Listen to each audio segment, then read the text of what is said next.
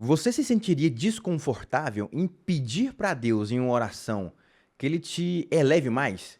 Que ele te coloque em lugares que você teria mais influência, mais autoridade? Você se sentiria desconfortável em pedir para que ele te desse mais visibilidade? Parece um pouco arrogante às vezes nós falarmos desse jeito, né? Mas se eu te disser que é isso que nós temos que fazer, e é isso que muitos de nós, se não a maioria, deixamos de fazer, deixamos de pedir por achar que é arrogância ou egoísmo. Muito bem-vindo, meu nome é Matheus Franco e hoje nós vamos conversar sobre o livro A Oração de Jabes. Se você gostou, já se inscreve no canal. Aqui nós falamos de literatura, teologia, filosofia. Então, se você gosta desse tipo de assunto, me acompanha aí. A Oração de Jabes é um livro minúsculo. É um livro de 98 páginas, mas um livro tremendo. É um livro muito forte que nos desafia, que se você ler, te desafiará também. É um livro que nos faz refletir sobre a oração e que nos faz pensar também sobre o local da oração nas nossas vidas e como nós devemos pedir a influência para Deus. Como nós devemos pedir para que Deus nos coloque em lugares e patamares para que Ele seja honrado e Ele seja exaltado através da nossa vida. Esse livro ele já inicia com duas palavras-chave, que são palavras que eu acredito que todo cristão, que todo seguidor de Jesus deveria ter anotado e deveria ter como mantra, digamos assim, da sua vida. Promessas de Deus são para aqueles que buscam. Se Deus um dia prometeu para você, te deu uma palavra, te deu uma direção, não adianta nós estarmos inertes, nós ficarmos parados esperando que a bênção vai cair do céu. Não é assim que Deus trabalha, não é assim que o Espírito trabalha. Se você olhar na Bíblia, de Gênesis a Apocalipse, não existe ninguém que Deus chamou que estivesse parado. Você precisa sair da inércia, você precisa buscar, você precisa se esforçar, você precisa ir atrás daquilo que Deus prometeu para você. Seja treinando, seja estudando, seja se aprimorando, seja se expondo a locais, seja se expondo a pessoas, busque. Não fique na inércia. A segunda palavra que ele traz é aplicabilidade. Você pode estudar anos, se aprimorar anos, ter vários diplomas, mas se você não aplicar aquilo que você fez, aquilo que você estudou, aquilo que você se empenhou para adquirir, vai virar entulho. O autor desse livro ele deixa muito claro: tudo que você aprender, aplique. Tudo que você absorver, aplique. Tudo que você ler na Bíblia, tudo que você ganhar de conhecimento, aplique. E é com essas duas palavras-chave que nós iniciamos esse livro. É claro que nesse vídeo nós não conseguiremos explanar tudo que o livro traz. Por mais que seja um livro pequeno, é um livro riquíssimo.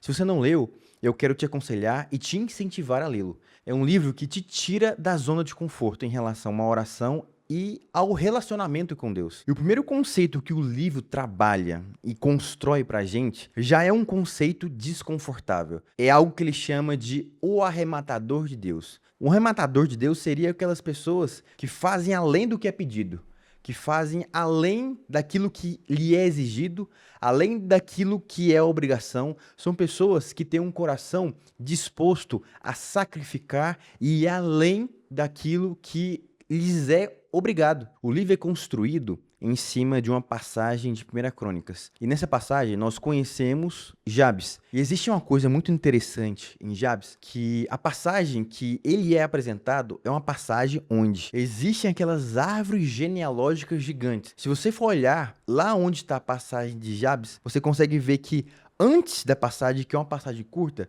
tem capítulos e capítulos de linhagem cronológica, de árvore genealógica, e depois também. É curioso pensar que existe uma pausa, o autor colocou uma pausa, Deus inspirou o autor para colocar um trecho de um homem que no primeiro momento não parece ser importante. Mas aí que tá. A passagem fala que Jabes era mais ilustre do que os seus irmãos. Em outras traduções fala que ele era mais ilustre de toda a sua família e que Deus colocou sobre ele uma unção diferente por aquilo que ele era. Colocou ele uma unção de conquistador, conquistador de fronteiras, um conquistador de influência, e colocou essa unção nele por ele ser um arrematador do Senhor, um arrematador, alguém que fazia além do que lhe era pedido, além da obrigação que ele tinha. A Bíblia fala que ele era ilustre, mais ilustre do que os seus irmãos. Jabes foi tão ilustre, foi tão importante, teve um coração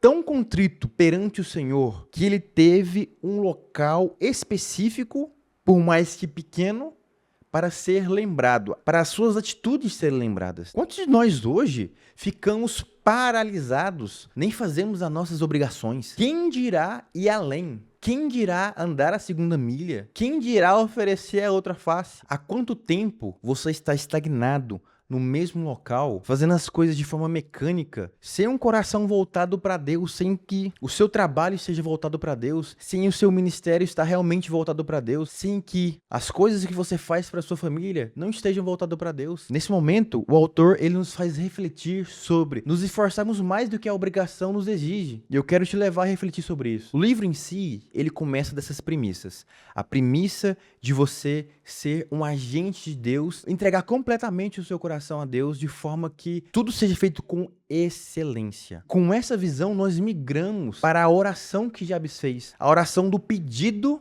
da influência aumentada, a oração de pedido das fronteiras aumentadas. Sim, é uma oração ousada, é uma oração que no primeiro momento nós podemos sentir um certo egoísmo da nossa parte em pedir isso. Mas deixa eu te falar, isso é uma mentira do inimigo. Isso é mentira que o inimigo vem colocando na cabeça do crente. Vem colocando na cabeça da pessoa que segue a Jesus. Jesus fala lá em Mateus 5 que nós somos a luz do mundo e que nós devemos brilhar perante os homens. Eles devem sim ver as boas obras que nós fazemos, mas que essas boas obras manifestem a glória de Deus e que eles glorifiquem ao Senhor a partir das boas obras que nós fazemos. Você que está me assistindo aí, você deve brilhar sim. As pessoas devem sim ver aquilo que você faz, as coisas boas que você faz, as coisas boas que Jesus faz através da sua vida. O problema principal é o nosso coração. Nós devemos orar para que o nosso coração esteja contrito e derramado perante o Senhor, para que quando nós mostremos as nossas boas obras,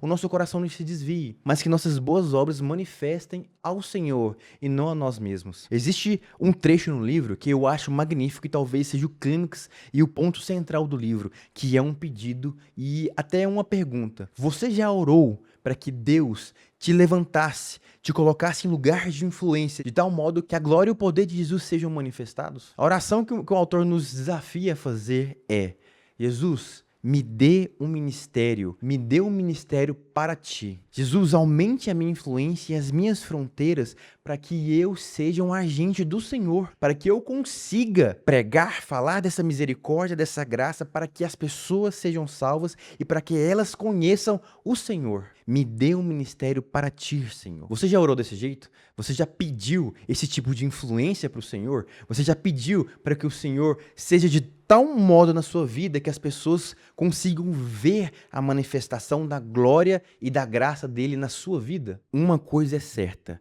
Deus tem urgência em usar nossas vidas. Ele tem urgência em usar sua vida. Mas muitas das vezes nós não nos expomos a isso. Nós achamos que é egoísmo. Isso é uma mentira do inimigo. Deus tem urgência em te usar. Se coloca à disposição e peça: Senhor, me dê um ministério para ti. Usa-me a mim. Peça para o Senhor te preparar. Peça para o Senhor para te forjar. E não se engane, isso não vai tirar o seu medo. Isso não vai tirar a sua vergonha. Mas com certeza vai gerar ousadia no seu coração. E com ousadia, mesmo tendo vergonha, Jesus, o Espírito Santo, ele vai te usar. Ele vai manifestar através da sua vida. Como eu disse, o livro é riquíssimo. Tem muitas passagens, muitas referências e muitos ensinamentos práticos de como pedir o ministério para Deus e como manter esse ministério em Deus. Se você não leu, novamente eu quero te incentivar a ler esse livro e, após a sua leitura, te desafiar a voltar nesse vídeo e colocar o seu comentário aqui embaixo para que outras pessoas vejam o quão poderoso esse livro foi na sua vida e como ele transformou sua mentalidade. Se você gostou desse vídeo,